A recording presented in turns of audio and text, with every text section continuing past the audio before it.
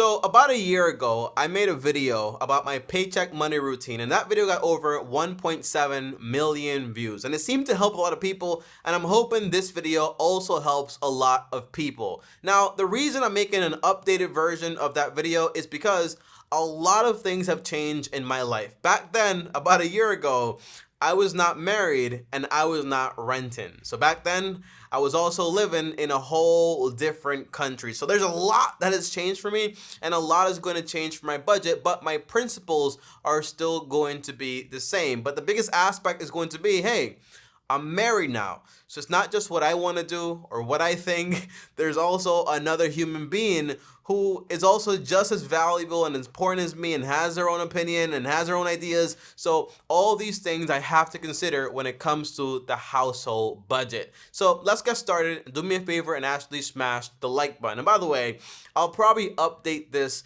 when we potentially, God willing, if we actually end up having babies, because then that's going to be a whole separate budget too, right? And I'm very excited for when that actually happens. But now, the very first thing, guys, is that me being married now, it's not like my whole budget is automatically going to switch. I'm going to spend a ton more money. But the main principle is basically, I really do believe that when people actually choose to get married, they're basically creating a union. It's a pact, it's a promise, it's a commitment. So, and it's not just, for example, hey, we're gonna walk together, you do your thing, I do my thing, but we're here together. No, it's just one, okay? By the way, I'm also a Christian. You should know that, and that's a biblical principle. So when it comes to money, it's not like I'm saying, hey, this is the money I brought, this is what I make, this is what you brought, this is what you make. You have your thing, I have my thing, so you put in this much, I put in that much.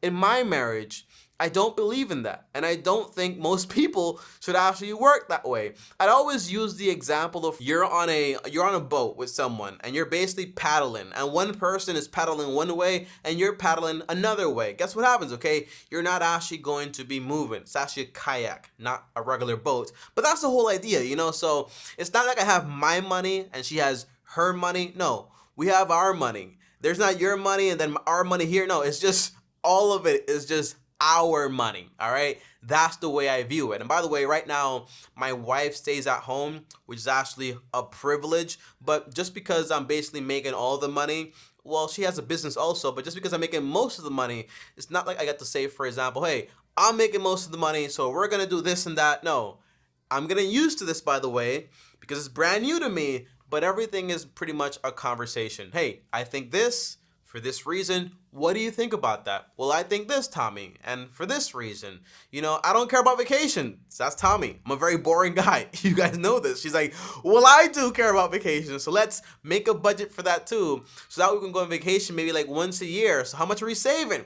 We're saving this much for 10, 12 months, and then we go on that vacation and everyone's happy, okay? So it's a lot of that. It's a lot of conversating. So let's get into the actual budget here, because one thing is that when you actually have a paycheck money routine and you actually want to find out, well, Tommy, what do you do with the money when you get paid?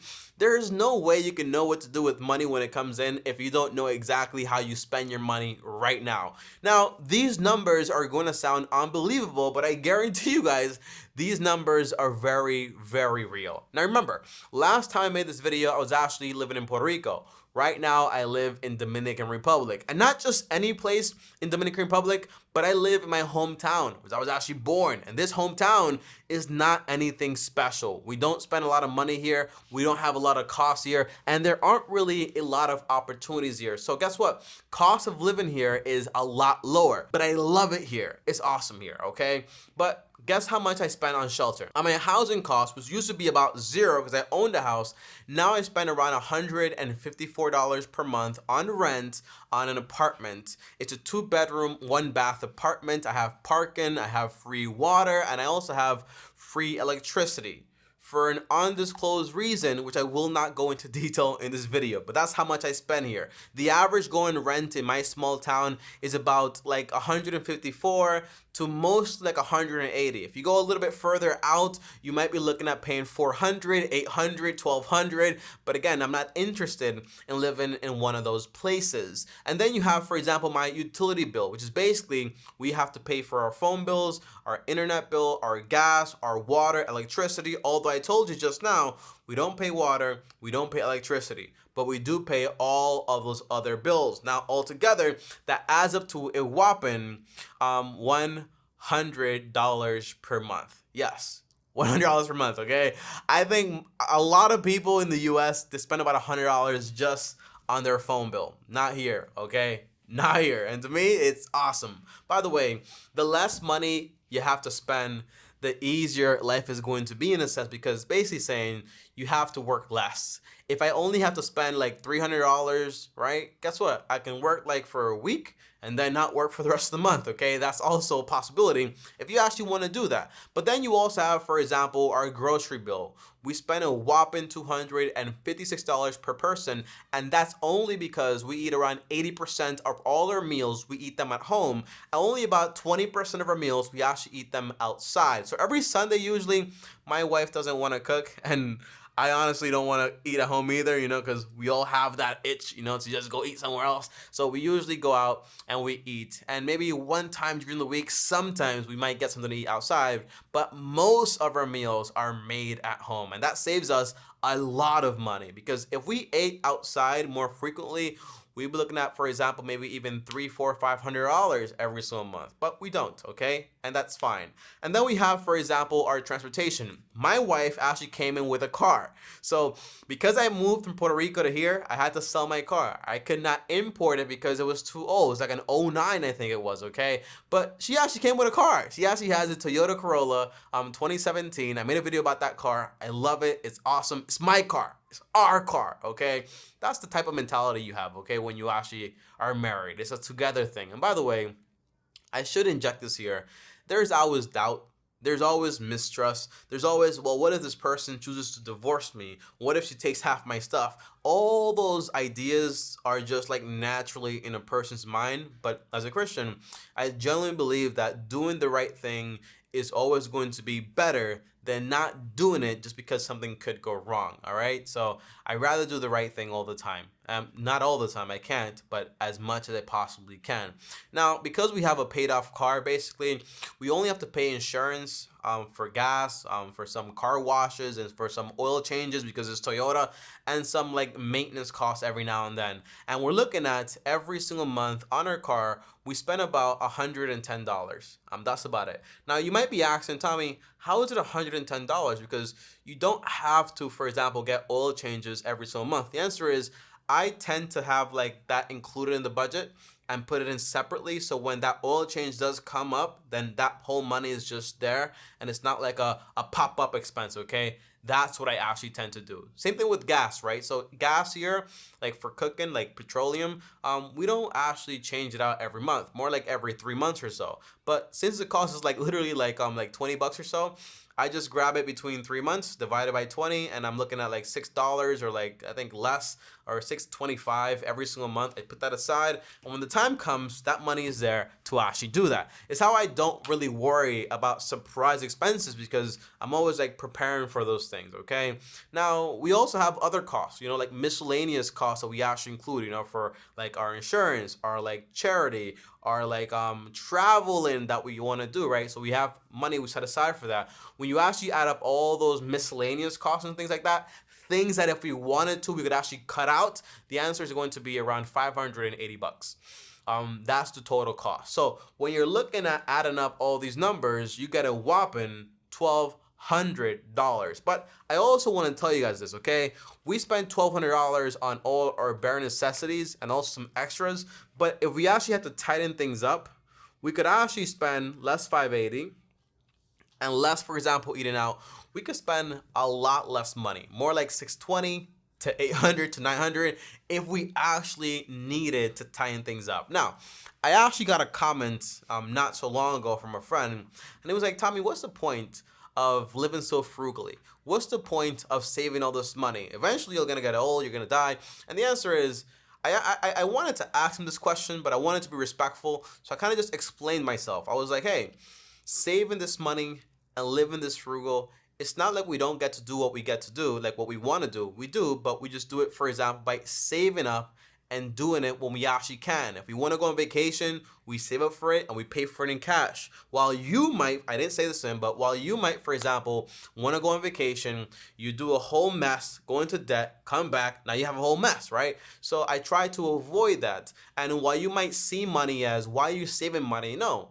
I'm trying to build, for example, assets like buying real estate or buying stocks. So these things can pay me. So guess what? Eventually, I can have more free time. Life is not about the acquisition of assets for the sake of just having them. It's about the acquisition of having assets that basically passively pay you money so that way you can have a lot of free time.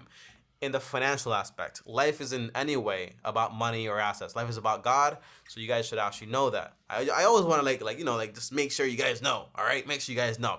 But here's something you guys should know, right? Because you're probably wondering, Tommy, all right, those are your expenses, which are pretty low because you live in the Dominican Republic. But my expenses have always been frugal. If you go back, I have history here on YouTube. Okay, if you go back to when I was in Puerto Rico, I was spending less than $1,000 a month. If you go back when I was in New York, I was spending less than $1,000 because I was living with my mom. I've always been frugal. Frugality is a choice. It is not a location thing, okay? So if you live in California and you make $4,000 and you want to live in a bedroom, guess what? You can save a lot of money doing that. You just have to be willing to do what you need to do to get what you want to get. It's that simple. Now, what exactly do I do when money hits my account? It's very important to think about this, okay? I really do believe in simplicity. The more simple something is, the more likelihood you're actually going to stick to it. So it's not that complex. Again, there are going to be 6 accounts, 6 things that I actually worry about. But throughout my life, I worry about these things less and less because I kind of completed them and I checked them off my list. So the very first thing used to be, for example, my emergency fund. Every time I got paid, I sent money over here, but now I have 12 months worth of emergency money because again, I don't spend that much money. So that money is set aside in an individual high yield savings account. When I get paid, that money arrives in a landing account without a debit card because that money is not for spending, it's for actual distribution. How is it actually going to be spent? But when it arrives, it just needs to arrive in that location. So when I get the money, I think about, for example, debt. Guess what? The second account, I no longer have any debt. But even back then, it wouldn't really need its own account because when I had debt, the money was just paid. Then you have, for example, your expenses. The answer is, well, your investments. That's the third account, your investments. I'm not really currently invested into stocks right now because I paused it. I make enough money from stocks to cover all of my expenses, and now I want to save money to actually potentially buy some real estate and potentially, buy some land or buy a home to actually, have somewhere to set roots because now I'm also married, right? This is actually very important. Then I have my expense account. This is actually a separate account we actually have. So this account is separate from our landing account. It's a separate account. We have 2 debit cards, one for her, one for me, and that money is just for our expenses. And then we have a fund account. We should have this, but we don't have this. We just put the fund money in the expense account, but we should have a separate fund account. So when we actually get paid, we grab some money, send it over there, and that's the money we're going to use to eat out, to buy things we want to buy, and so on. And that's basically it. When that money runs out, it's fully run out, and we're done with the fun stuff for the entire month. That's very important, that we can separate your needs from your wants. And then lastly, we have charity.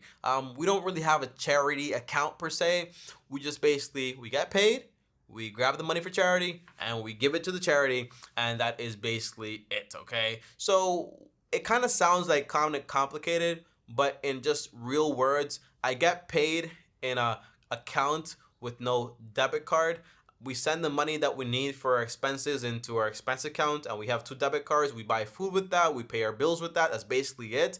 And we still have money just basically saving in that account for potential real estate deals or whatever. That's basically it. It's just 2 things. We get paid, take the money out for expenses, and we just separate that, and that's it. And you might say, Tommy, that's not that complex. It's not like 6 different accounts. Where's everything else? The answer is, the more simple something is, the better it's going to be. The only thing I would add in here if I was in that mode would basically be, hey, have a separate account for like your investments or whatever. Right now, I paused that. But you don't need a separate account for that because the money is just being taken out. So that's basically it, guys, okay? That's the whole thing. That's what I do. That's what we do. See that? It's a we thing now. That's what we do when we actually get paid. And remember, okay, my whole idea has always been get debt free, build up an emergency account, then you start investing and saving up for a home, and then you just basically continue investing into the future. That's basically it. So right now I'm kind of like in the third step all over again because I basically sold my house and now I'm here and now I have a family and I'm kind of like, okay, so I kind of gotta get a home and so on. But guys, that is it. I hope this video actually helped you. If you take anything away from it, is that when you are married, don't do this with your girlfriend or your boyfriend. I don't recommend it. It's for married people that make commitments. Just act as a one-person unit. Act like a team. Not yours, ours. And this way you can move forward. Whether she's working or she's not, it is still ours. Work together. There's a perplexing idea of if you have yours and I have mine, we can just be happy. No, that's just an excuse so you can do what you want to do and she can do what she want to do, okay? It's better just to work together. It is harder. It is tougher. It is not sexy. It is not easy, but it's 10 times better. That's it for this video. Thanks for watching. Like, subscribe, hit the bell to get notified, and peace.